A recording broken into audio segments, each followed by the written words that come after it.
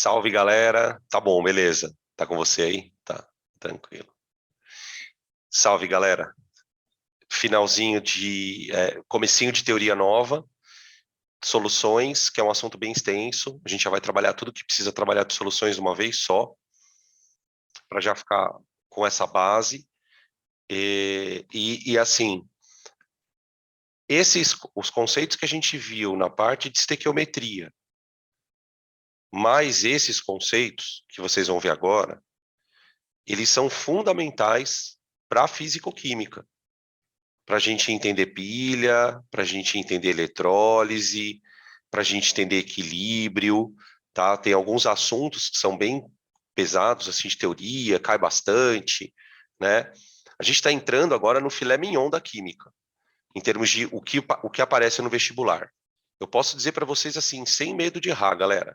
Pode gravar aí, já está gravando. Já está gravando. Tudo que eu vou falar daqui para frente vai cair em termos de assuntos, né? Em termos de grandes assuntos. Então, a gente está entrando na parte de soluções. Vai cair uma questão de soluções. Depois vai ter lá termoquímica. Provavelmente vai cair uma questão de termoquímica. E assim sucessivamente, tá? Vamos lá. Aqui, a gente tem o cronograma do que a gente vai trabalhar, né? Não sei se vocês já baixaram o material, vocês devem ter visto que o material está bem grande. Por que o material é grande? Porque tem todas as três partes de uma vez só. Tá? Nesse assunto eu coloquei tudo numa paulada só. Então esse assunto a gente vai ficar com ele, umas 4 semanas aí no mínimo. Eu tô, assim, pelo que eu tô prevendo, a gente vai, ou a gente vai terminar antes das férias, ou a gente vai começar o segundo semestre ainda tendo aula disso um pouquinho, porque esse assunto é bem grande. O que mais cai das três partes? Se a gente pensar no Enem, a parte 2. A parte 2. Diluição, mistura de solução, titulação, né? Eu não coloquei e na verdade assim, não é o que mais cai mentira. O que mais cai é um item da parte 1. Alguém adivinha aí qual é o item da parte 1 que mais cai?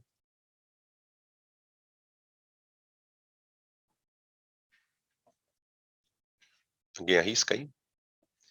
Não, não é esse. No Enem não. Concentração. Exatamente. E concentração, gente, é matemática. De química mesmo não tem nada. De química mesmo não tem nada, tá? O Enem gosta de cobrar na parte 2 titulação, tá? E não é muito tradição do Enem cobrar propriedade coligativa. Pressão de vapor, osmose. Osmose é um assunto bem importante para a biologia, né? Então a gente vai discutir um pouquinho com calma para vocês entenderem por que a água faz aquilo, né? Geralmente, quando a gente trabalha com osmose, né, na biologia, o professor ele coloca lá o conceito, né? A osmose é a passagem de água do meio mais concentrado para o meio menos concentrado, né? Do meio menos para o mais, aliás, do meio menos concentrado para o meio mais concentrado. Mas por que isso acontece? Então a gente vai discutir um pouquinho, tá? Mas para o Enem não. Para o Enem não é uma coisa muito comum. Se cair é meio que fora da curva, tá? Então vamos. Agora, já pensando nos outros vestibulares, não, né, gente? Nos outros vestibulares, tudo pode cair. Tá? Vamos começar. Bom, na primeira parte, a gente vai começar. Esse começo aqui, gente, ele é muito teórico. Então, a aula de hoje é uma aula muito teórica, principalmente a primeira parte dela, tá?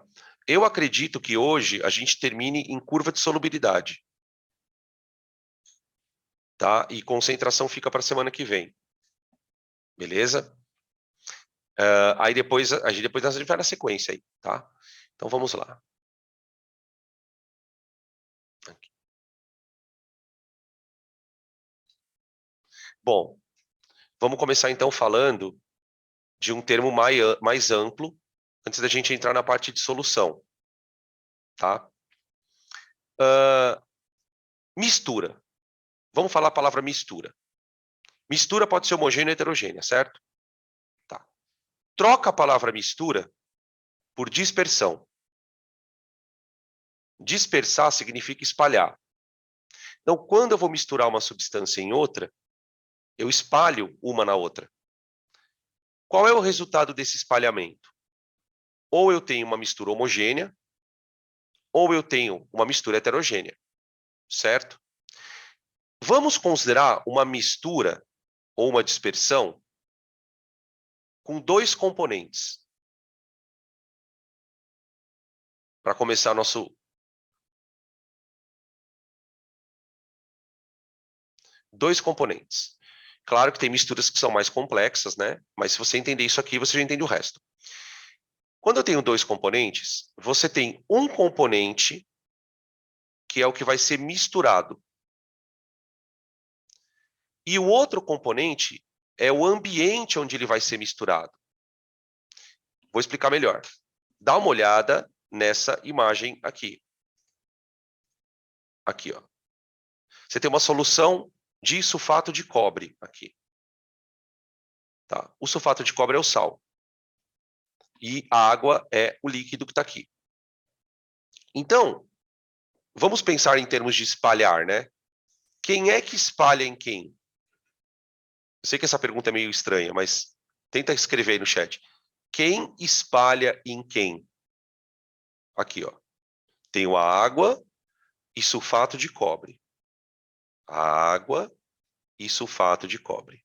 Quem espalha em quem? O sulfato espalha na água. Estão falando aqui. O sulfato espalha na água. Tá certo. Tá bom, perfeito. É isso aí. Agora olha na B. Agora olha na B. Na B, eu tenho aqui uma neblina. A neblina é uma dispersão. A neblina é uma dispersão. Quem está espalhado em quem aqui? Neblina. O que é neblina?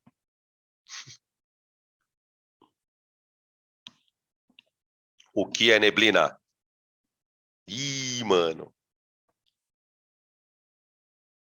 Alguém arrisca aí, gente? O que é neblina, manos? Vapor d'água espalhado no ar. Quase isso. Estão falando aqui vapor d'água espalhado no ar. Quase isso. Não é vapor d'água, são gotículas de água. São gotículas. Microgotículas. Né? Vamos lembrar que o vapor a gente não consegue ver. A água ela é incolor, ela não tem cor quando ela é vapor. Então a gente não vê vapor, é gotícula. E está espalhada onde? Está espalhado aonde? Ó, eu falei que essa pergunta é difícil, cara. O pessoal tá batendo cabeça aqui. O pessoal tá batendo cabeça. Isso, já vou falar dele daqui a pouquinho. Quem tá refalando dele, eu vou falar dele daqui a pouquinho. Ó lá, falaram aqui no ar. Exatamente, aqui na neblina, gente, é gotículas de água espalhadas no ar. Gotículas de água espalhadas no ar. O ar é o lugar onde elas estão espalhadas, na atmosfera, né? Vamos chamar de atmosfera. Então, vocês percebem a ideia de que tem sempre um cara que está espalhado e tem sempre um outro cara que é o ambiente, né? A gente vai dar nome para isso. A gente vai chamar esses caras de disperso.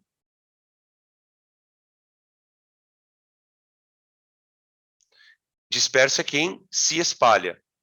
Então, no caso do sulfato de cobre na água, o sulfato de cobre é o disperso. No caso da neblina, as gotículas de água são os dispersos. E tem o ambiente, que é o dispersante.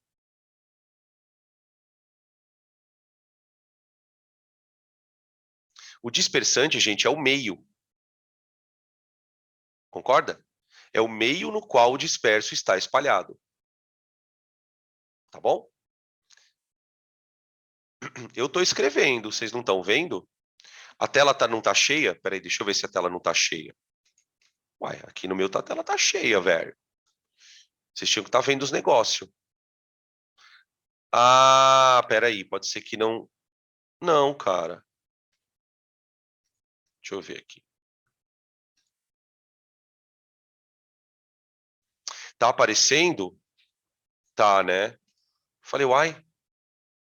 Tá. Tá bom. Falei, uai. Tô escrevendo há 15 minutos aqui. Não, 15, eu tô brincando. Tá, beleza. Aí, qual é a coisa chata da história? As dispersões, elas são classificadas. Dispersões são classificadas.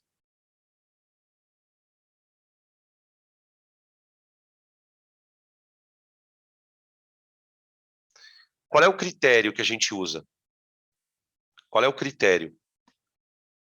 Por que que é... Ai, peraí. Desculpa aí, gente. Por que que é chato isso aqui? Porque o critério é meio idiota.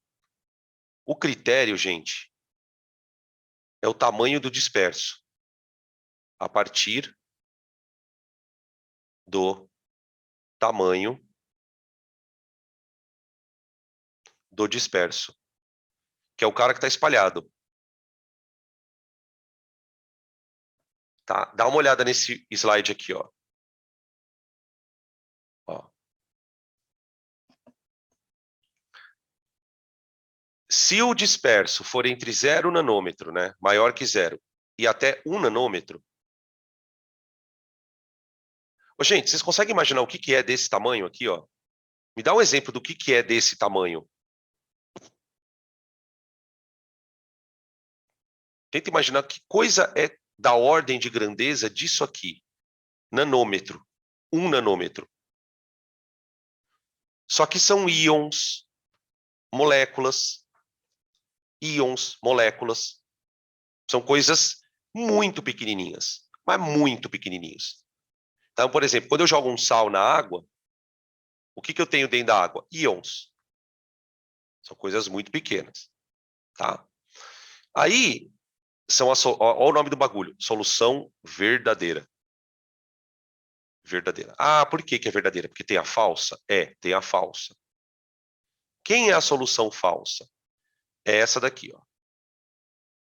A dispersão coloidal. Tá? A dispersão coloidal, gente, ela é uma coisa, uma mistura, que se você, a olho nu, você acha que isso aqui é homogêneo. Isso aqui. Você acha que o coloide é homogêneo. Né? A gente sempre cita na aula, quando eu dou essa aula, né, para todo mundo, quem já teve aula comigo sabe que eu cito a maionese, o chantilly, né, o leite, o queijo, o gel de cabelo, né, o gel de maneira geral, o gel que a gente usa, né, o álcool em gel, outros tipos de gel, tá? São coisas, a gente chama de coloides. Tá? O que que eu tenho aqui? Dispersos maiores, entre 1 e 100 nanômetros. O que que tem desse tamanho? Podem ser macromoléculas, proteínas, por exemplo. Proteína forma bastante coloide. Proteína forma bastante coloide. Por exemplo, quando você vai fazer maionese, qual é a receita para maionese? Ovo e óleo. No ovo tem a clara, não tem? A clara tem albumina. A albumina é uma proteína. Então, na maionese, você tem uma mistura onde as moléculas são maiores. Tá? E aí, depois você tem o terceiro tipo, que são as suspensões. Suspensão, gente, a partícula já é muito grande. Muito grande. Tá? Cada uma vai ter um jeito para separar, né? Coloide, por exemplo, tem várias técnicas para separar. Eu vou fazer um resumo aqui para a gente ter um pouquinho dessa parte. Porque, assim, o que que cai muito no vestibular daqui, gente? Solução. Coloide, a gente fala muitas vezes em aula porque o material coloca. O material coloca. Se não tivesse colocado o material, não falaria na aula. Tá? Então, eu vou falar um pouquinho de coloide, porque tem alguns conceitos que vale a pena vocês se conhecerem. Tá? Mas é pouco provável que caia alguma coisa mais aprofundada do assunto. Eu vou falar um pouco de coloide aqui, e depois vou falar na aula de exercícios. Eu vou citar mais algumas coisinhas. Então vai ficar um negócio meio dentro do conteúdo. Agora, já destacando, solução é o mais importante. Tá? Então, vamos lá. O que a gente tem de classificação? Você tem soluções verdadeiras.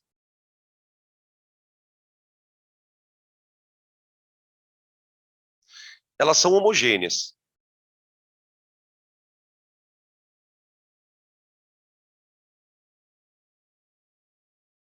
Elas são homogêneas. Água com sal, por exemplo, é uma solução verdadeira. Esse tipo de solução, de mistura, perdão, você separa como? Por exemplo, como é que eu separo água com sal?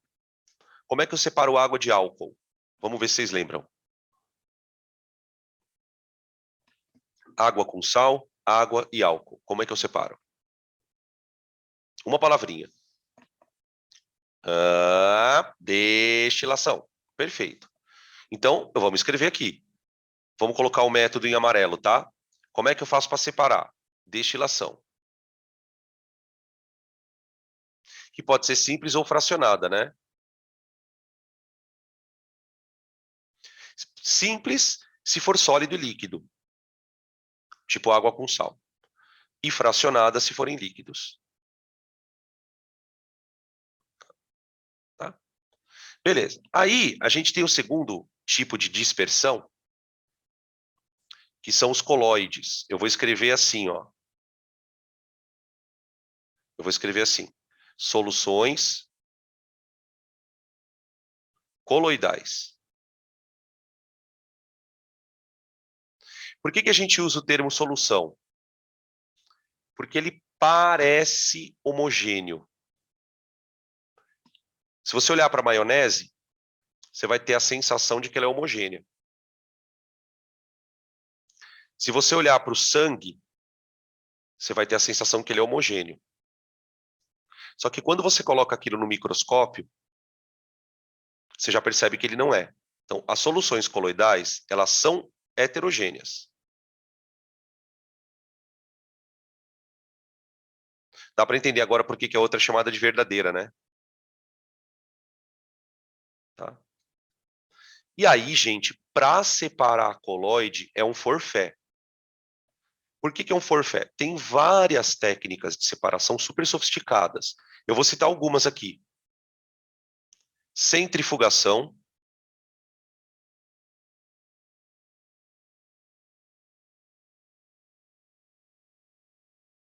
É uma técnica bem ousada. Por exemplo, para separar os componentes do sangue, né? As células e o plasma. Então, você separa por centrifugação. Tem um outro tipo chamado diálise.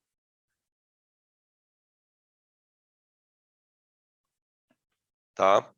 E tem um outro tipo chamado eletroforese, que talvez vocês já devam ter ouvido falar na aula de biologia.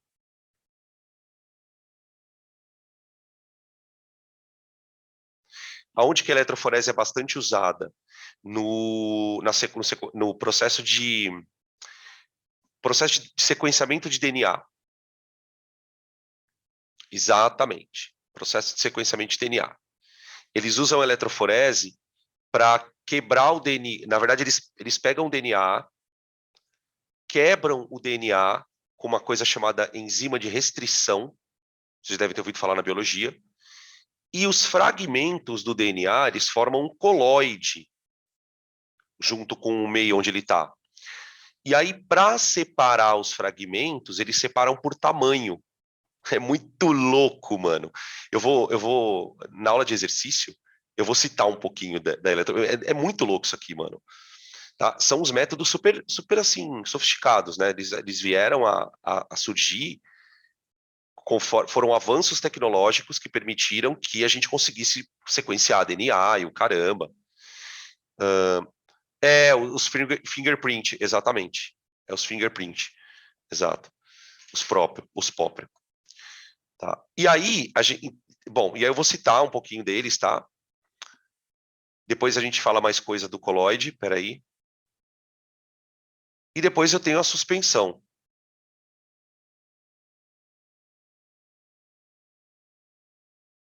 Na suspensão, gente, o disperso, ele já, muitas vezes é que eu falei, ele é visível a olho nu. Ele é visível a olho nu. tipo água com areia. Você vê areia na água, ela fica turva, né? A suspensão ela é turva. Então aqui você tem sistema heterogêneo,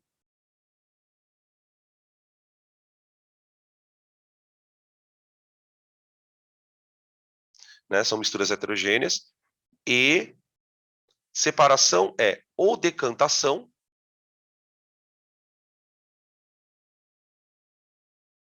ou filtração.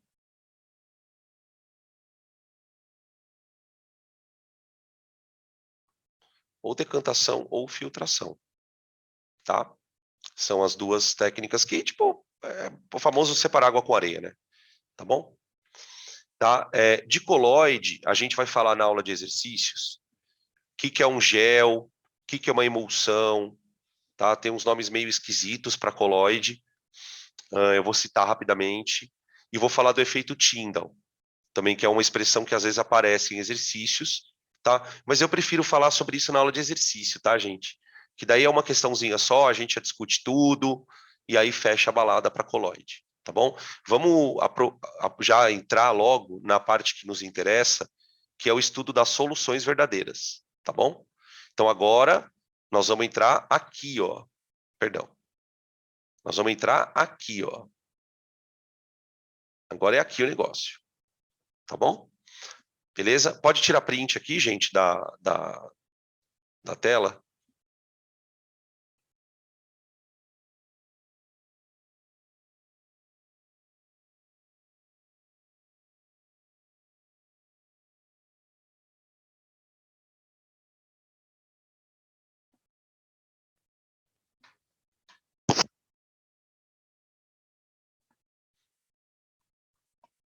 Beleza.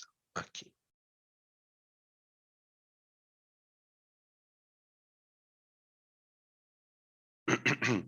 Bom, falando de solução, a gente vai classificar a solução. Então, lembrando que solução é um tipo de dispersão, tá? É um tipo de dispersão. Quando eu vou estudar soluções, eu vou classificar as soluções. E aí eu tenho critérios, tá? Esse primeiro critério, gente, ele tem a ver com o estado físico da solução. Então, ó, vamos dar uma lida na tabela juntos, porque daí a gente não perde muito tempo, ó. Aqui. Eu tenho solução sólida, tipo liga metálica. Solução líquida, açúcar com água. Ah, professor, o açúcar é sólido. Tá bom, mas a água é líquida. Tá? E solução gasosa. A nossa atmosfera é gasosa. A nossa atmosfera é uma solução. Tem oxigênio, nitrogênio, mas tem um monte de outros gases. Tá? Vamos falar umas coisas aqui, ó. Quando eu falo de solução, eu tenho a seguinte situação, ó. Disperso vai virar soluto. Dispersante, você vai chamar de solvente. Só para solução. É um termo mais específico. Tá? Beleza? Geralmente a solução, o estado físico dela vai ser determinado pelo solvente. Pelo solvente. Né? Por exemplo, liga metálica. Você tem metal dissolvido em metal. Claro que para fazer isso os caras derretem o metal, né? Derrete os dois líquidos, mistura os dois na fase líquida e aí solidifica. Tá? O açúcar com água, a água é líquida, ela é o solvente, então a solução é líquida, tá? Beleza? Aqui eu tenho uns outros exemplos, ó. Aqui, ó, de acordo com o estado físico do soluto e o estado físico do solvente, sólido, sólido, sólido, líquido, tá? Então são coisas que, tipo, é tranquilo. Olha essa daqui, ó, que louca. Gás sólido, isso é muito raro. Isso é muito raro. Gás sólido. A gente nem estuda isso no ensino médio. Gás sólido a gente tende a pensar em mistura heterogênea, tá? Mas tem algumas que são raras que são homogêneas, tá? Essa daqui a gente conhece bem, ó, gás líquido. Gás líquido. O gás do refrigerante, ele está dissolvido no líquido, tá? Quando eu abro a garrafa, ele é expulso do líquido. Por isso que sai aquelas bolhas de dentro do refrigerante. É o gás sendo expulso quando você abre a garrafa, tá? Beleza? E aqui, ó, gente, eu tenho esse item é bem importante, ó. De acordo com a natureza do soluto. De acordo com a natureza do soluto. Por quê? O soluto, ele pode ser iônico ou molecular. Tipo, tem coisas que são iônicas que dissolvem na água e coisas que não são iônicas que dissolvem na água. Tá? E aí, gente, uma coisa importante. A gente tem muito interesse em solução aquosa. Tá? É muito interesse. Então, ó, importante.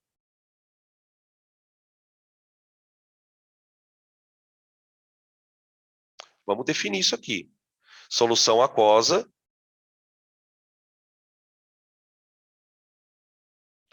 é aquela cujo solvente é água. Porque o que cai de vestibular de solução, gente, é isso, é solução aquosa. O que vai cair no Enem, o que vai cair nos vestibulares, é solução aquosa. Solvente é água.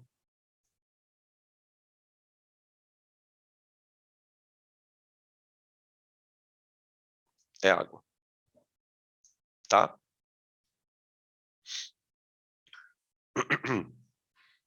Beleza.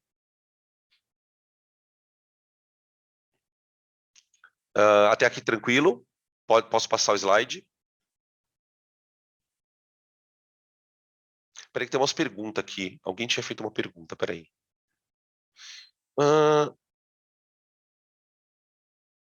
O nitrogênio líquido... Como assim, não? Como assim? Não. Acho que não. Ele é líquido, né? Líquido é líquido, sólido é sólido.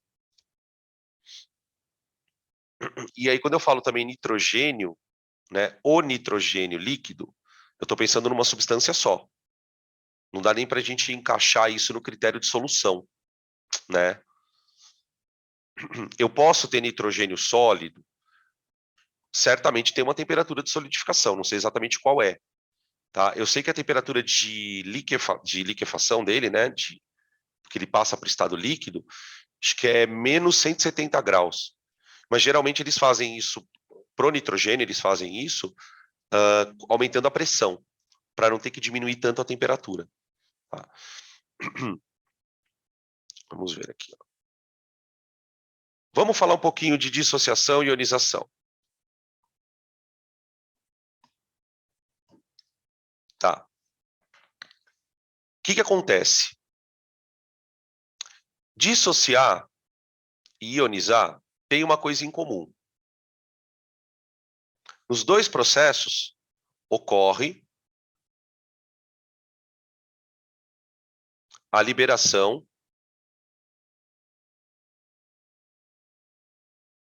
de íons em água. Já que nós estamos falando de solução aquosa, tá? Só que o processo é um pouco diferente. O processo é um pouco diferente. Vamos lá. Vamos falar primeiro da ionização.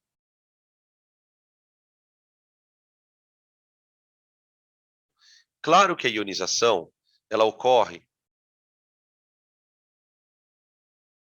em compostos iônicos. Isso é meio óbvio.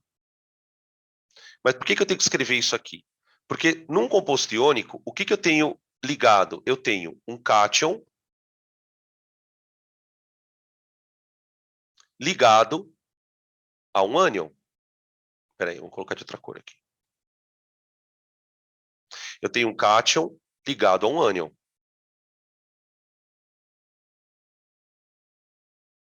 Espera aí. Eu escrevi uma coisa errada.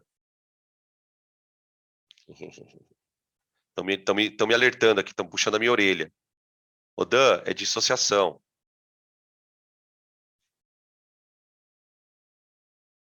Obrigado. Obrigado. Valeu. Ó. Então, imagina lá uma estrutura tipo NaCl. Eu tenho um cátion, que é positivo, e um ânion negativo. Quando eu jogar isso aqui na água, a água vai quebrar a ligação iônica. A gente viu isso na aula de ligação iônica, inclusive. E vai liberar, soltar o cátion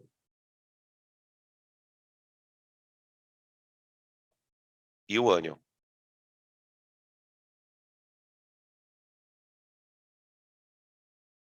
Tá? Cada um com a sua carguinha lá, positiva, negativa.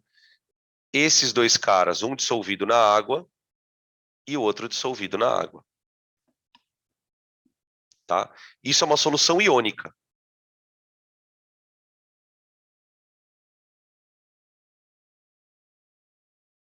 Porque o soluto é íon. Tá? Quem que sofre esse processo de maneira bem famosa? Sais e bases. Sais e bases. São os que dissociam na água. Tá? Agora, e por que chama de dissociação? Pô, chama de dissociação porque está separando os íons. Acabou. Tá? A solução iônica, ela tem uma característica bem importante. Né? Ela tem várias coisas importantes. A gente pode calcular pH de solução iônica, a parte de equilíbrio em água, que a gente vai estudar no segundo semestre, vai falar sobre isso.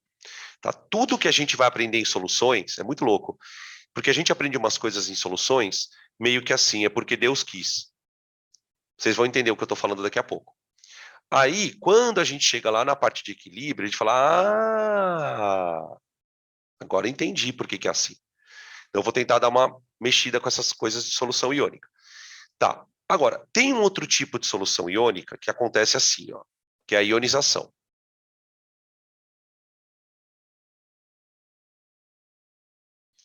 A ionização, ela ocorre com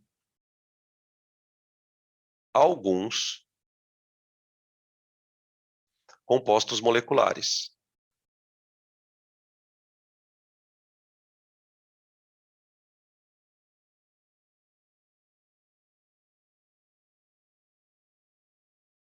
Com alguns compostos moleculares, tá? Porque não são todos. E aí a gente tem que saber quais são os importantes. Tá, mas por enquanto não vamos entrar muito nisso, depois eu escrevo aqui no final. Como é que a coisa acontece? Você tem uma molécula, então ó, você tem uma molécula, que eu vou chamar de molécula A, que vai reagir com uma molécula B.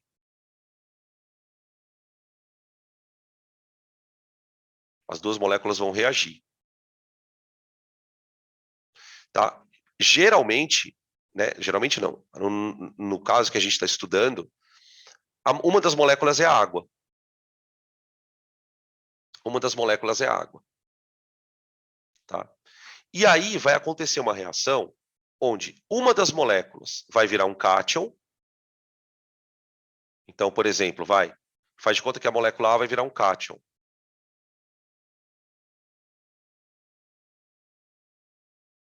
Tá? E a outra molécula vai virar um ânion.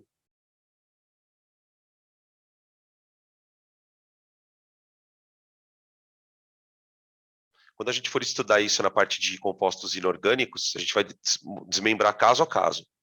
Tá? Ou seja, aqui a gente tem uma produção de íons. É uma produção de íons. Tá? Também tem uma solução iônica. É uma solução iônica.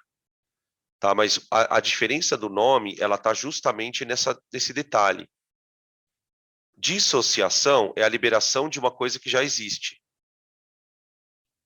Ionização é a produção de algo que antes não existia. Essa é a diferença importante entre os dois, tá? Beleza?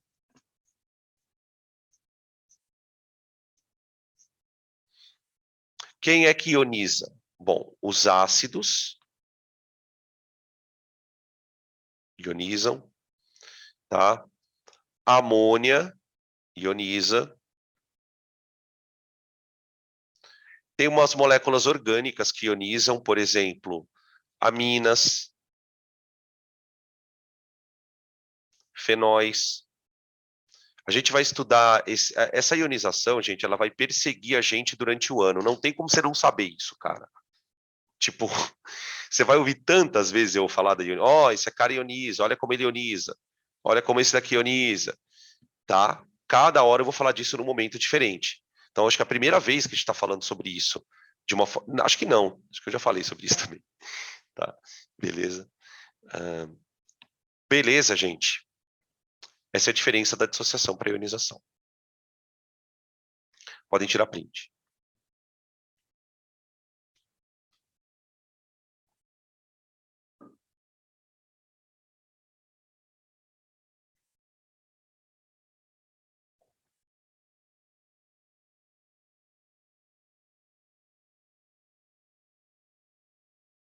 Espera aí. Tem uma coisa aqui que eu queria mostrar. Uai, cadê? Será que eu tirei esse slide? Era uma foto.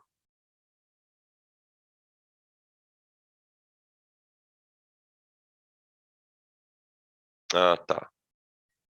Tá. Eu vou falar aqui, tá? Entendi. Eu tava procurando um slide aqui, mano. Eu falei, peraí, cara, não tem esse slide? Tá, ele tá lá na frente. Então eu já sei o que eu vou fazer. Tá.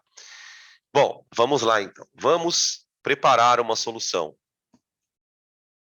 Vamos preparar uma solução.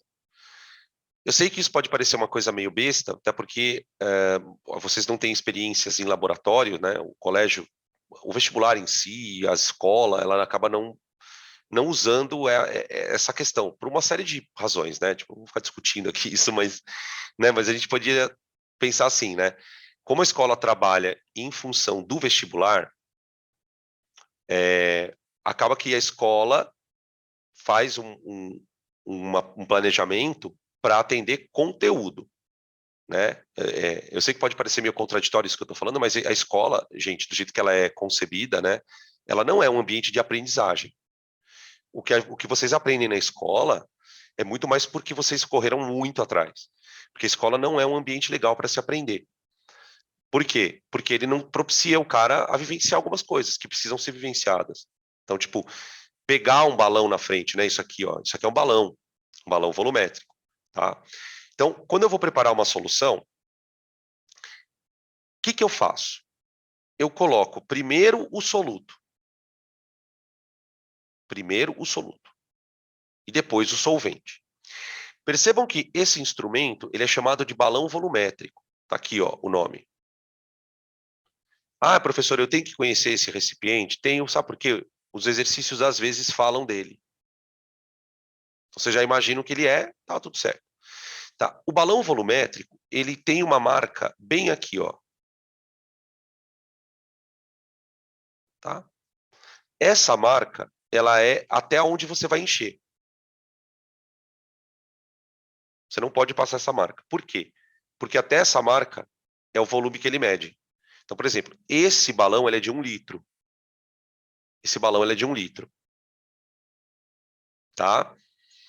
Você tem balão de meio litro, 250. Então, o balão ele mede só um volume. Só um volume. Você quer, eu quero 1,3 litro. Não dá. É só 1 litro. Aí o que você faz? Coloca o solvente um pouco e mistura. E mistura. Até desfazer aquela gororoba. Tá? E depois você coloca o resto de água. Tudo bem? Qual que é o objetivo desse processo? É obter uma solução. Então, eu pego o soluto, vou lá na balança, peso, tá? Preparo uma solução. Aonde que a coisa fica chata? Aqui, ó. Tá? Quando a gente prepara uma solução, você precisa dizer quanto tem lá dentro. Você precisa dizer quanto tem lá dentro. Então, você pode dizer em gramas por litro, você pode escrever em mol por litro, você pode escrever em porcentagem. Então, eu preciso saber como é que funciona essa porcentagem. Tá? Essa é a parte que a gente fala, né? Que é a parte de concentração. Essa é a parte que mais cai. Tá? Que é conta. Beleza? Tudo bem? Continuando.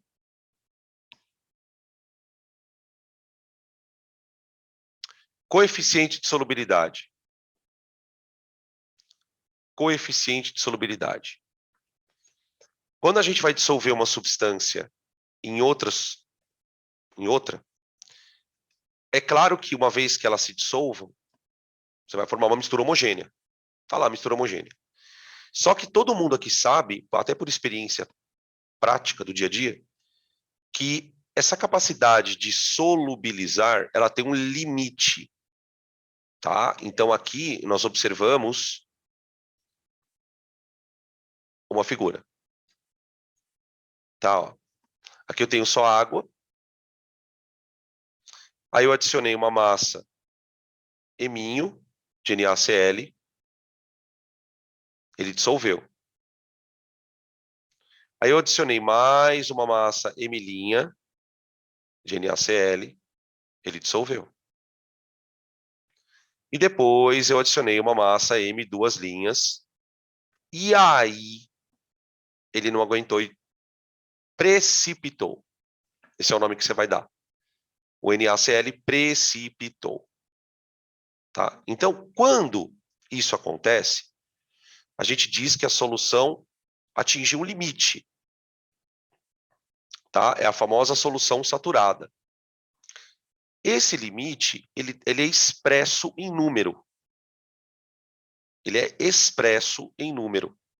Eu vou mostrar para vocês como é que ele vai ser expresso. Tá?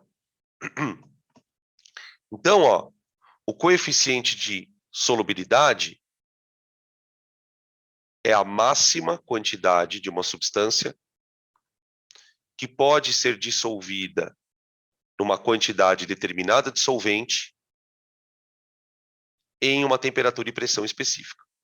Tá? Sobretudo a questão da temperatura, gente. A questão da temperatura é importante. A temperatura interfere na solubilidade. Tem coisas que se dissolvem melhor em água quente e tem coisas que se dissolvem melhor em água fria. Tá? Beleza? Aqui nessa outra figura, só para a gente não deixar passar em branco, ó, aqui. Ele pegou água, colocou sulfato de cálcio, tá? Sulfato de cálcio dissolveu. Quando ele foi colocar o emilinha,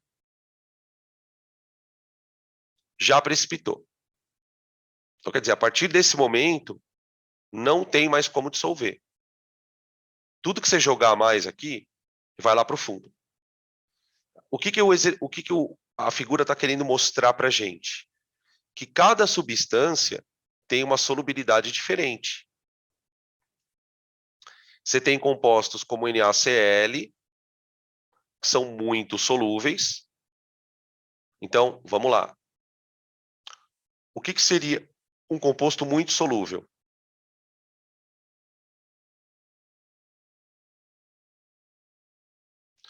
É um composto que satura uma solução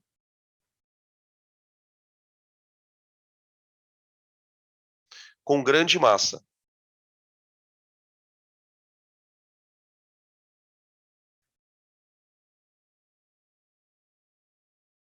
Tá? Satura uma solução com grande massa. Tudo bem o termo satura, né, gente?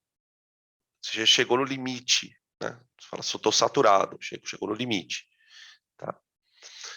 Que é o caso, por exemplo, do NaCl. Tá?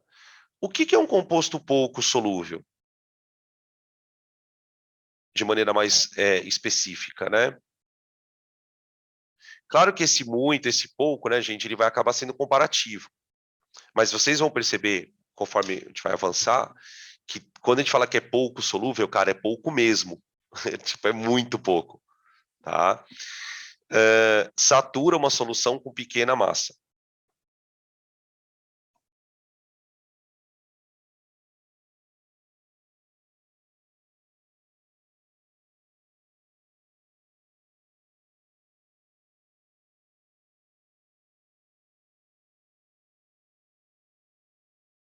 Tá aí.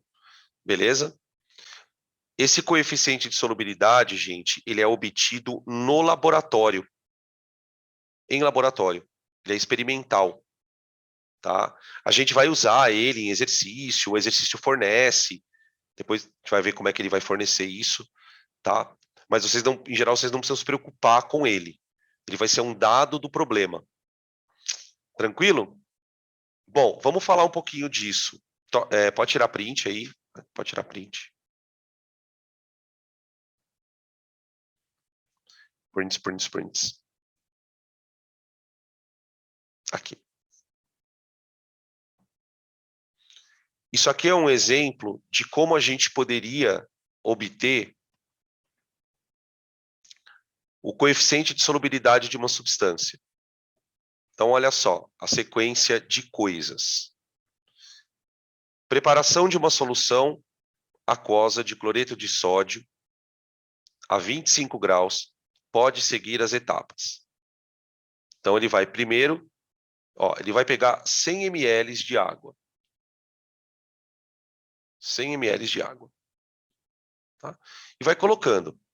Coloca 1 grama, depois coloca mais 1 grama, depois coloca mais 8 gramas, depois ele coloca mais 10 gramas, ele vai adicionando, ó. Tá? Este valor aqui, ó, é o valor limite. É o valor limite. Tá? Como que a gente chegou nesse valor limite? Porque quando ele colocou 37 gramas, ele percebe que forma 1 grama de precipitado. Tá? O que é uma solução límpida? Transparente. Uma solução que não está turva, né? Por que é importante garantir que ela esteja límpida? Porque quando ela está límpida, significa que o soluto dissolveu. Se você joga um pouco de sal ali e ela começa a ficar meio turva, o que está acontecendo? Está formando precipitado, porque o sólido já não consegue mais dissolver. É muito louco quando você faz, por isso que eu falo, né, que tem coisas que se a gente fizesse no laboratório, a vida de vocês ia ser muito melhor. Se você faz isso no laboratório, você faz passo a passo isso, você começa a perceber que no começo ele dissolve rapidinho. Ele dissolve rapidinho. Conforme você vai se aproximando desse limite, vai demorando mais para dissolver. Que é justamente porque está chegando no limite. Está ficando difícil de dissolver, né? Então, como é que a gente vai expressar, então? Então, qual é o limite? Então, vamos lá. Qual é o limite? O limite é 36 gramas de NaCl por 100 gramas de água, tá? Isso a 25 graus. É importante a gente colocar a temperatura. Tá? Eu coloquei 100 gramas, né, gente? Porque a água tem densidade 1 grama por ml. Tá? Normalmente, a gente vai trabalhar com grama, apesar de que aqui ele está dando ml. Tá? Agora, isso aqui pode ser chamado de coeficiente de solubilidade? Pode. Pode. 36 gramas para 100 gramas de água a 25 graus Celsius. Isso é o coeficiente.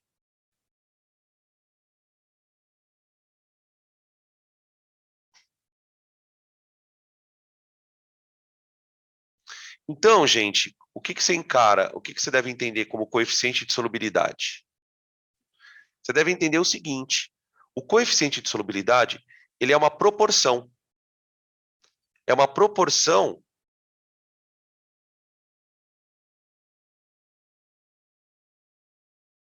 soluto, solvente,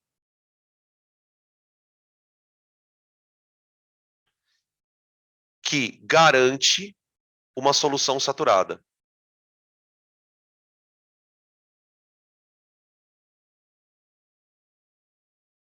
Você quer saturar a solução? Quer uma solução saturada? Quer uma solução no limite? É 36 para 100. Pode ser 36 quilos para 100 quilos, pode ser 36 gramas para 100 gramas, mas essa é a proporção. Tá? Então, encarem o coeficiente como uma proporção entre duas massas para que a solução sempre seja saturada. Tá? Beleza? Outra coisa importante. Soluções insaturadas.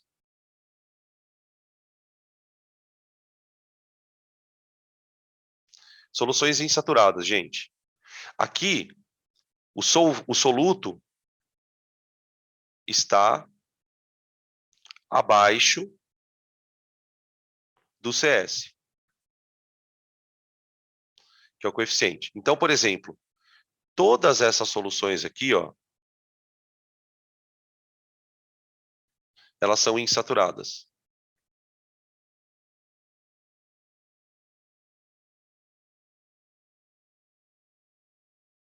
Todas essas soluções são insaturadas. Elas se encontram abaixo do limite. Quer dizer, essas soluções você ainda teria condição de colocar mais, né? Eu fui colocando, colocando, colocando, até chegar no limite, tá? Beleza? Na aula de exercícios, eu vou parar também para falar das soluções supersaturadas. Eu não vou entrar muito nesse detalhe aqui, porque ele não é tão importante. Tá? A solução supersaturada ela causa uma certa estranheza para quem nunca ouviu falar. Né? Por quê? Porque, de alguma maneira, a gente consegue, na solução, dissolver uma quantidade acima do limite. Então, por exemplo, o limite é 36 em 100 gramas. Eu vou conseguir dissolver 38, 39. Tá? Na mesma temperatura. Você não vai mudar a temperatura. Tá? Então, a solução supersaturada é aquela onde o soluto está acima do coeficiente. Né? Vou até colocar aqui uma anotação assim, ó. Estranho.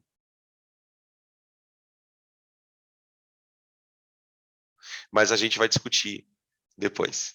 Quando tiver um exercício lá, a gente faz. E aí fala desse assunto. Tá bom, gente? Perguntas? Perguntas? Podem tirar print.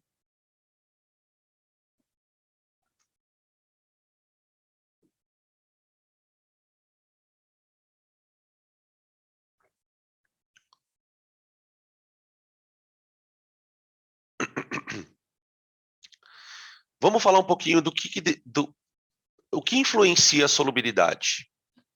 O que influencia? Tá? O coeficiente é um número, mas, pelo que eu já contei até aqui, esse número varia de substância para substância. Tem muito soluto, muito solúveis e pouco solúveis. É muito difícil você explicar por que uma coisa é muito solúvel falando só uma coisa. Porque são fatores. Isso vai depender muito do tipo de soluto, se ele é gás, se ele é iônico, se ele é molecular, tem uma série de situações. Então a gente vai tentar discutir a partir de alguns tópicos que podem afetar a solubilidade. Talvez o tópico mais relevante seja esse aqui, O que acontece muitas vezes? Bom, a gente está tendo aula de polaridade, né, na parte de química na outra aula, né, da aula de segunda-feira, e aquela frase semelhante dissolve semelhante veio toda hora para a gente. Então, quando a gente fala que semelhante dissolve semelhante, a gente está falando de interação molecular. Então, por exemplo, existem várias interações que explicam por que as coisas se dissolvem. Espera aí. Perdão. Vamos escrever aqui uma famosa. Interação íon-dipolo.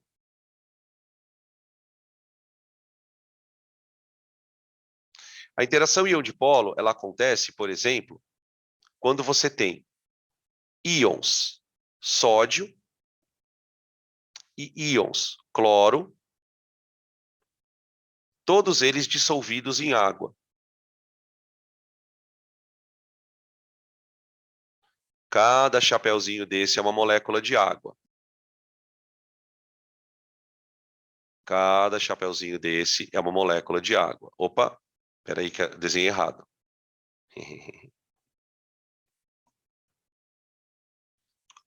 Tá. Olha aqui. Aqui você tem uma molécula de água perto do cloro. Tá? E aqui você tem as moléculas de água perto do sódio. Tá? O que mantém o sódio e o cloro afastados, né, dessa forma, é a interação da água com o íon. Tá? Então, quando a gente fala em interação íon-dipolo, o dipolo é a água. Essa interação ela é forte. Tá? Isso explica, por exemplo, por que composto iônico dissolve na água. Né? A água ela tem uma facilidade, vamos dizer assim, de envolver os íons. Então, o composto iônico acaba dissolvendo por causa disso. Tá? Beleza? Esse é um tipo de interação. Você tem outras interações, como, por exemplo, a ponte de hidrogênio. Tá? Quer ver? Vamos desenhar aqui uma ponte de hidrogênio.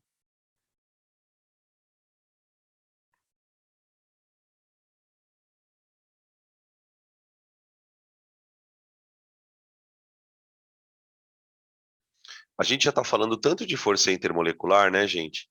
Que quando vier a aula de força intermolecular, a gente já vai ter uma base para poder entender o que vai ser comentado ali. Por exemplo, vamos pegar um caso bem interessante. Glicerina. A glicerina, ela é um umectante.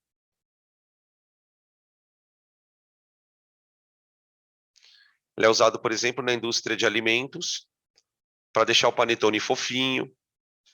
Ela é usada na indústria de cosméticos para fazer aquele shampoo para cabelo seco. Ela é usada na indústria de cosméticos para cremes hidratantes de pele, tá? Então ela é umectante, ela aumenta a umidade, porque ela retém água. Como é que a glicerina consegue se dissolver bem na água e interagir bem com a água? A glicerina é uma substância solúvel na água, tá? A glicerina, para quem não sabe a estrutura dela, ela é isso aqui, ó.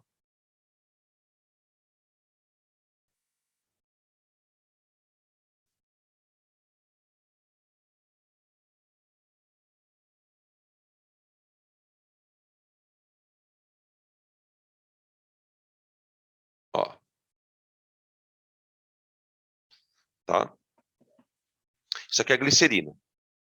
Tá? Quando a gente for ter aula de orgânica, a gente vai falar sobre ela. O que acontece, gente? Aqui, ó, na ligação OH, a gente tem o hidrogênio, que é um polo positivo da molécula, porque ele tem eletronegatividade baixa. Ele tem eletronegatividade baixa. Peraí, deixa eu ver um negócio aqui. Acho que foi hoje ou ontem, uma pessoa me perguntou, eu acho que ela está aqui na sala, mas de qualquer forma ela pode estar vendo a aula gravada, então eu vou falar. Me perguntaram como é que eu diferencio uma ligação polar e uma apolar? Pela eletronegatividade dos átomos. Pela eletronegatividade. Por exemplo, numa ligação OH, o oxigênio puxa elétron, ele é mais eletronegativo. Ele puxa o par de elétron da ligação covalente. Então, o par de elétron ele fica mais próximo do oxigênio, como se ele fizesse isso aqui, ó. Opa. Como se ele fizesse isso aqui, ó, com os elétrons. Então, o oxigênio acaba ficando com um polinho negativo. Tá? Beleza? Aí, o que acontece? Por que a glicerina é bastante solúvel na água? Até mesmo sendo uma molécula orgânica, né? Porque a água interage com a glicerina. Ó, aqui uma molécula de água, certo? Aqui. A molécula de água, ela tem um polo negativo no oxigênio. Então, o polo positivo da glicerina acaba atraindo o polo negativo da água. Tá? Isso é uma ponte de hidrogênio. Mas o que vocês percebem? Para dissolver uma coisa na outra, tem que ter uma espécie de atração entre as moléculas. Uma atração entre o soluto e o solvente. Tá? Esses são casos de interação molecular. Agora, e essa outra palavra que está aqui em cima? Ó? Reatividade. Como assim, reatividade? Gente, às vezes o soluto reage com o solvente. Quer ver? Vamos pegar alguns exemplos.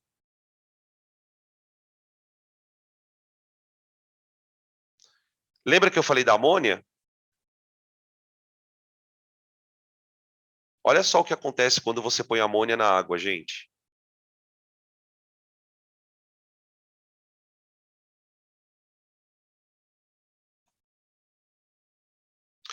Tá? Ó. Isso é uma ionização. Ó. Isso aqui é uma ionização. Tá? Nesse processo, o que aconteceu? A água, ela perde um hidrogênio positivo. A gente falou sobre isso na aula de ligação covalente, se não me engano. De ligação dativa. Esse hidrogênio positivo, ele vai para a amônia. Tá? Formando amônio e OH-. Então, aqui, o soluto está reagindo com o solvente. Isso aumenta a solubilidade quando o soluto reage com o solvente. Tá? Um outro caso que eu queria comentar com vocês é o caso do refrigerante, que é uma reação também famosa, parece em exercício e tal. No caso do refrigerante, o CO2 dissolvido lá dentro, ó, olha como eu estou escrevendo, CO2 aquoso. Ele está dissolvido no refrigerante.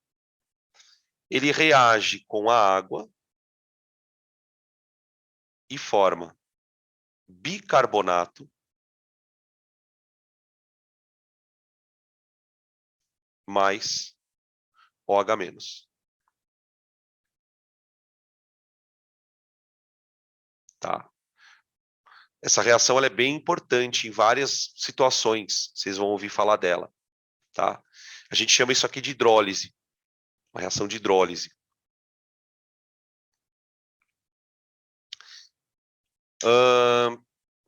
No caso da reação da... Estou perguntando aqui, gente, peraí que estou lendo. Ó. No caso da reação da amônia, não aumentaria o volume da solução? Não, não. Porque, na verdade, o que você faz? Você borbulha o gás na água. Tenta imaginar uma situação em que você vai pegar um recipiente, tá?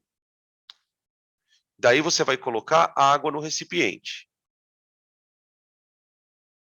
Coloquei a água aqui. Aí o que eu vou fazer?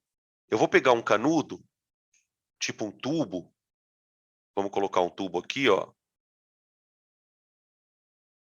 Assim, ó. E vou injetar amônia aqui dentro, que ela é um gás. Ela é um gás. Então eu vou borbulhar. Na verdade, você faz isso com amônia ou com qualquer outro gás que você queira dissolver no líquido. Tá? Depois vou até contar um negócio para vocês aqui que é legal. E aí a amônia, ela vai reagir com a água. E ao reagir com a água, ela vira NH4 mais e OH menos. Tanto é que sabe como é que isso é vendido no laboratório, nas indústrias químicas? É uma solução de hidróxido de amônio.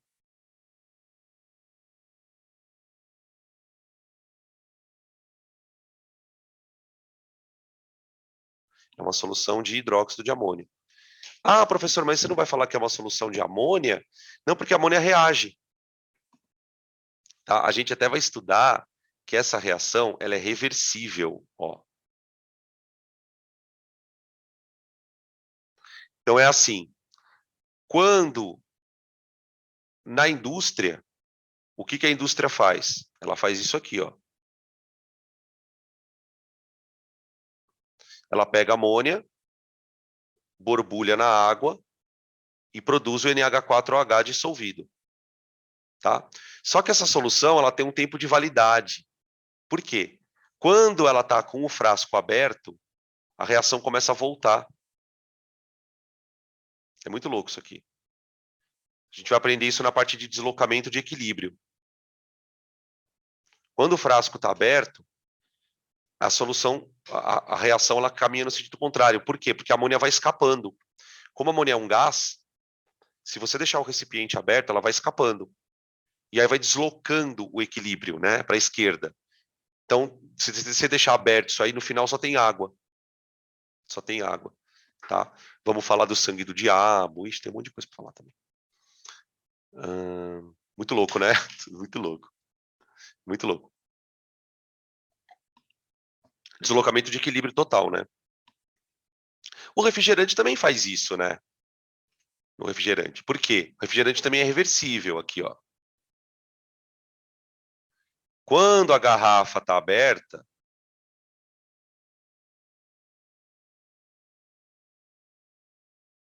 o gás escapa. Ele vai escapando, vai escapando, ele vai escapando, ele vai escapando. Tá? Até o CO2 sair todo da água. Podem tirar print, gurizada. Deixa eu ver que nós estamos de horário aqui. Vamos fazer um intervalinho? Vamos fazer o intervalos? Tirando print aqui. Deixa eu ver o que tem mais para eu falar. Deixa eu ver aqui. Tá. Putz, tá, beleza. Maravilha. Ok.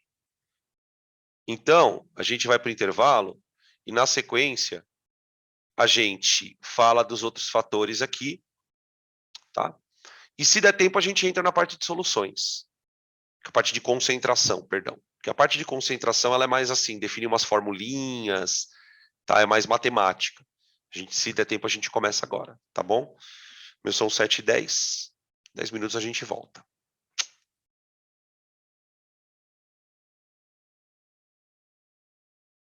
Voltamos. Então, as interações moleculares, né? A gente estava discutindo aqui, interação molecular, reação, às vezes a reação acaba afetando a solubilidade, né? Tem substâncias que reagem com solvente. Um outro fator, esse já é mais restrito aos gases. Quando a gente vai dissolver um gás no líquido, um dos fatores que vai afetar a solubilidade é a pressão. Então é legal da gente falar aqui, porque isso explica a história da garrafa de refrigerante, né? Então, o que acontece? Existe um sistema formado basicamente da seguinte maneira. Imagina um gás qualquer que vai se dissolver num líquido, por exemplo, na água. Então, vamos colocar ele aquoso. Tá? Do mesmo jeito que o gás pode se dissolver na água, vamos chamar essa reação de reação 1, o gás ele pode escapar da água. Pela reação 2. Aliás, eu diria para vocês que a reação 2 ela é muito mais fácil de acontecer do que a 1. Principalmente na temperatura ambiente. Tá? Beleza. O que acontece? Quando eu aumento a pressão, eu favoreço a reação 1. Então, vou escrever assim, ó, o aumento de pressão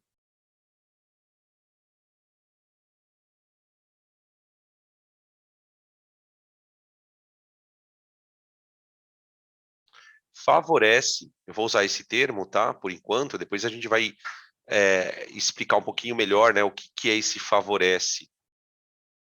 Favorece a reação 1.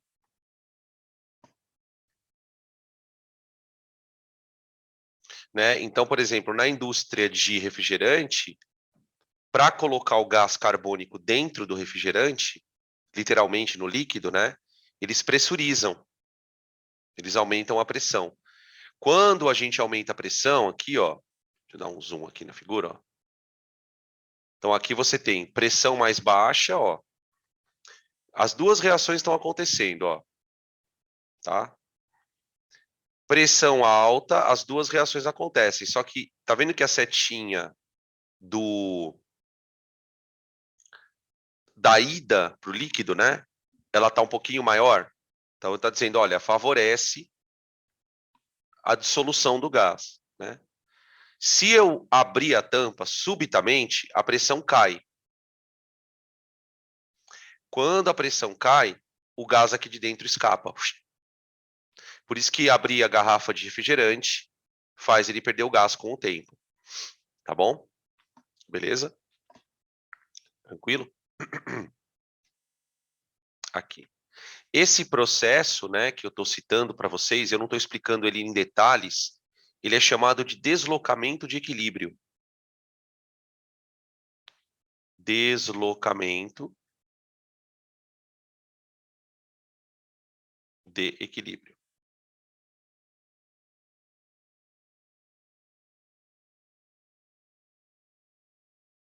Tá?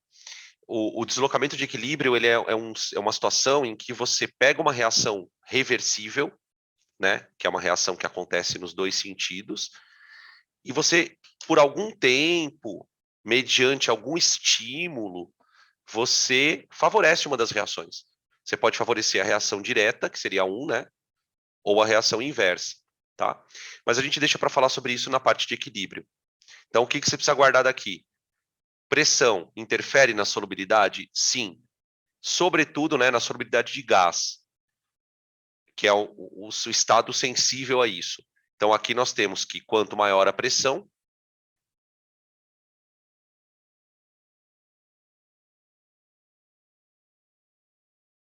maior a solubilidade do gás.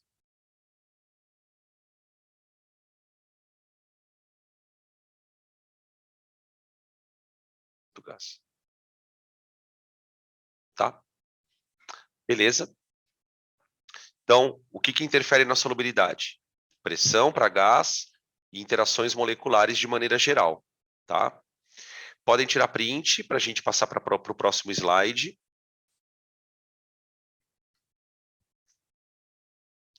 Beleza.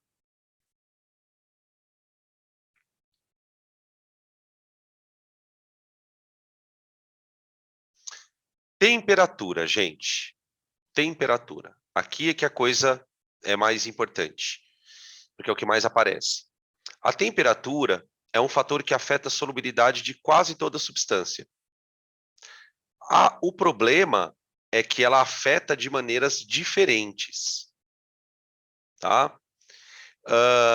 Como é que a gente vai representar esse efeito da temperatura? A partir do que a gente chama de curva de solubilidade. Então, aqui é uma parte que costuma aparecer bastante em exercício, né? O gráfico de solubilidade.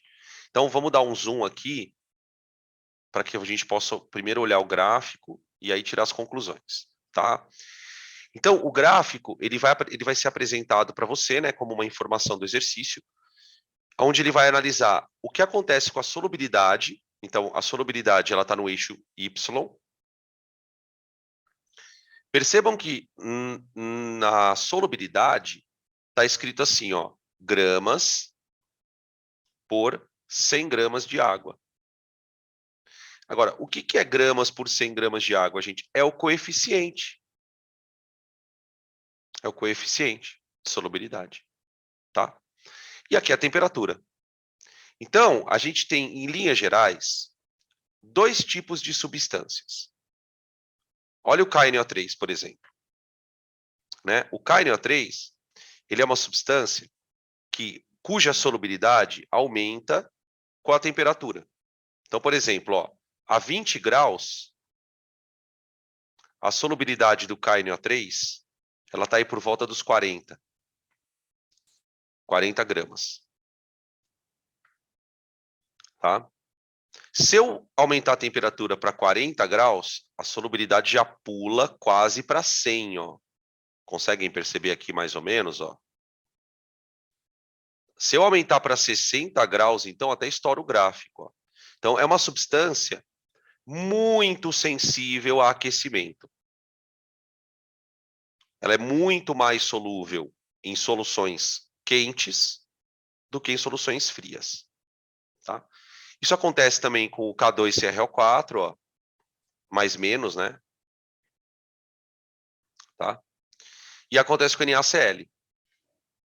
E acontece com o NaCl, tá bom? Então, eu tenho solubilidades chamadas de endotérmicas.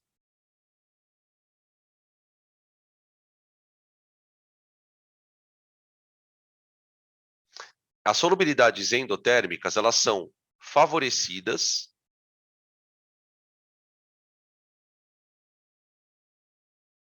mediante altas temperaturas.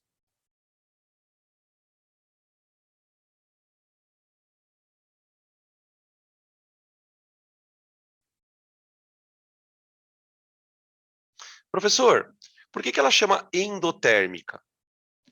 Porque o que acontece nesse caso, gente? Para você aumentar a solubilidade, você não tem que dar calor para a solução? Então, a absorção de calor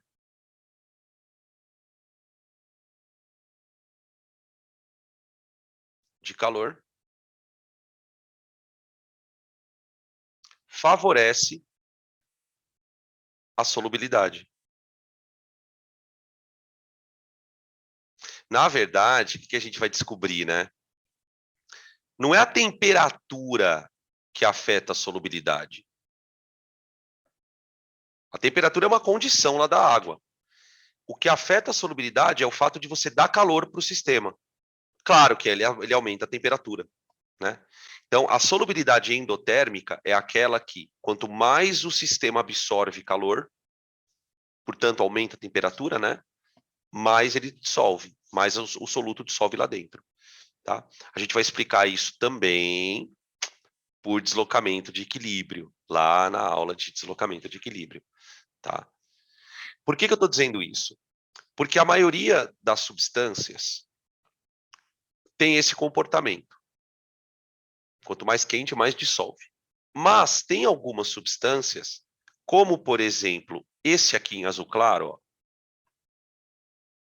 esse carinha aqui em azul claro, ó, é o sulfato de sério. Ele tem um comportamento bem curioso. Por quê? Quanto mais quente está a água, menos ele dissolve. Menos ele dissolve. Então, ó, quando a água está a 10 graus, a solubilidade dele é bem pequenininha. Mas o fato é que se eu aumentar para 40 graus, por exemplo, a solubilidade cai quase a metade, ó. Até menos da metade, né? Então eu tenho solubilidades exotérmicas. Exotérmicas. Vamos devagar aqui. A palavra exotérmica significa perda de calor.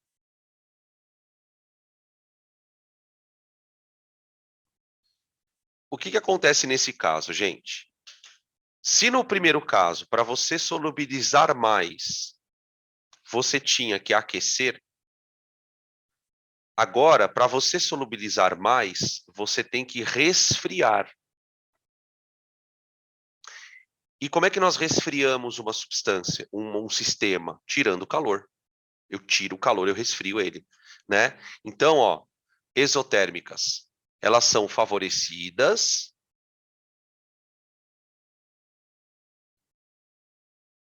a baixas temperaturas.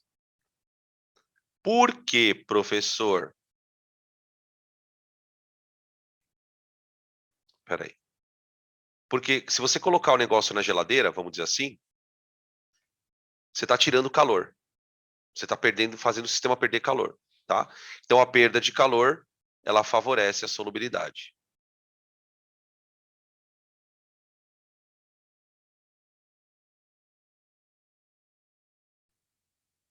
Ou seja, gurizada, sem hipótese alguma, vai usar a temperatura para fazer regra de 3. Mas em hipótese alguma. Por quê? Porque a temperatura pode aumentar a solubilidade, pode diminuir a solubilidade. Não é proporcional. Você vai perceber que são curvas, né? Não são retas, tá? Então você não pode falar, olha, dobrei a temperatura, dobra a solubilidade. Não, não tem como fazer isso, tá? A não ser que a solubilidade seja uma reta. Se a solubilidade for uma reta, né? Aí que é uma função afim, aí você poderia. Então, não fazer regra de 3 com temperatura. A gente vai fazer exercícios depois, vocês vão entender o que eu estou falando, tá? Perguntas? Dúvidas?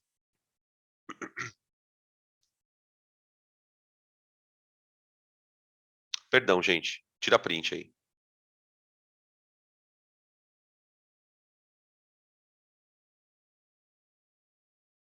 Pode tirar o print screen. Maravilha. Quando se trata de temperatura e gases, gente, o comportamento é sempre o mesmo, tá? A gente já tinha falado da pressão, e aí citamos o caso dos gases.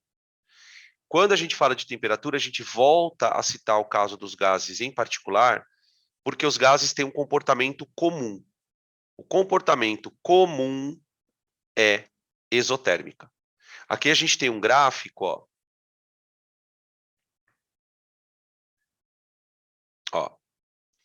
Solubilidade do gás oxigênio a 1 atm de pressão, ou seja, pressão ambiente, recipiente aberto, tá? Gente, a solubilidade ela é bem pequena, ó. Se você olhar no eixo Y, ela está em miligramas por litro. Então a solubilidade é bem pequenininha, tá? Então a gente está falando disso aqui, ó.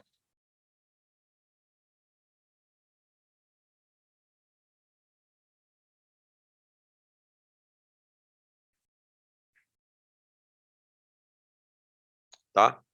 Esse é o nosso equilíbrio. O2 gasoso virando aquoso, O2 aquoso virando gasoso, tá? Acontece o seguinte, gurizada.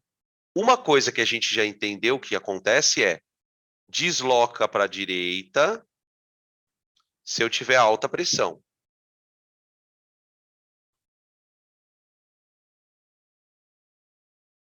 Tá? Isso a gente já sabe, porque já foi discutido anteriormente. Acontece o seguinte aqui. Se a solubilidade é exotérmica, o que isso quer dizer na prática? O que isso quer dizer na prática? Que essa reação do oxigênio com virando aquoso, né? Ela libera calor. Ela libera calor. Ela é exotérmica. Tá? O que isso quer dizer? Em ambientes de baixa temperatura, temperaturas baixas, esse calor ele é liberado com facilidade a baixas temperaturas.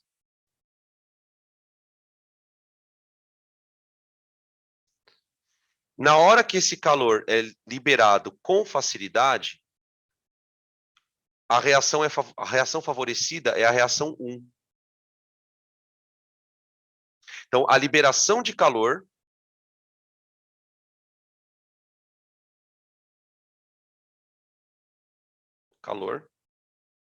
favorece a reação 1.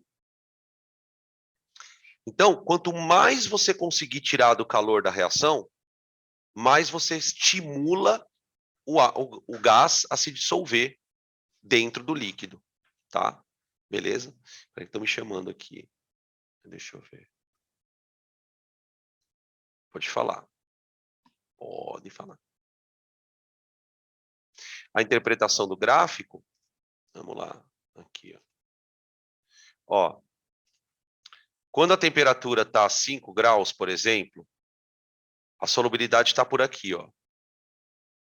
Por volta dos 13, vai. 13 miligramas para cada litro de água. Então, por exemplo, eu escrevo assim, ó. Como é que você pode enxergar? A 5 graus Celsius, o coeficiente de solubilidade do oxigênio é igual. Aproximado, tá, gente? Aproximado.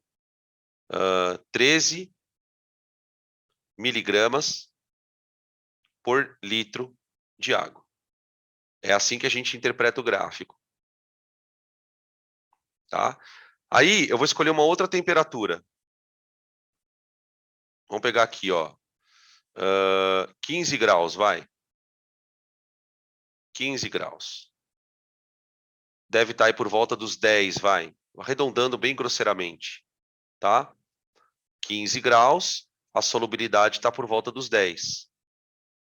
Tá? Então, vamos lá, ó. A 15 graus. O coeficiente de solubilidade do O2 está por volta dos 10 miligramas. Tá bom? Dá para entender por que a solubilidade é exotérmica?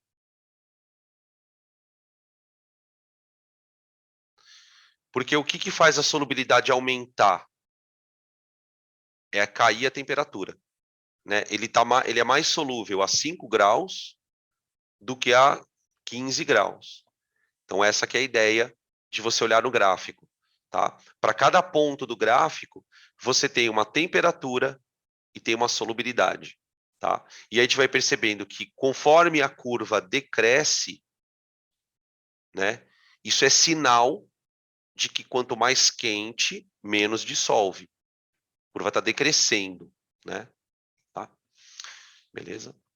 Aqui, ó, só fazer uma comparação em relação a essa tua pergunta, que estavam fazendo aqui a pergunta também no chat, ó.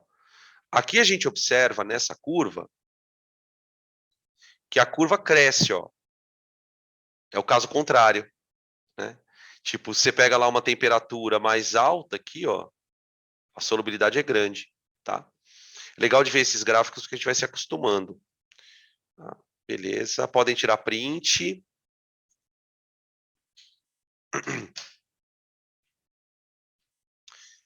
Ficou alguma dúvida até aqui, gente? Tranquilo? Beleza? Tá bom, então, beleza.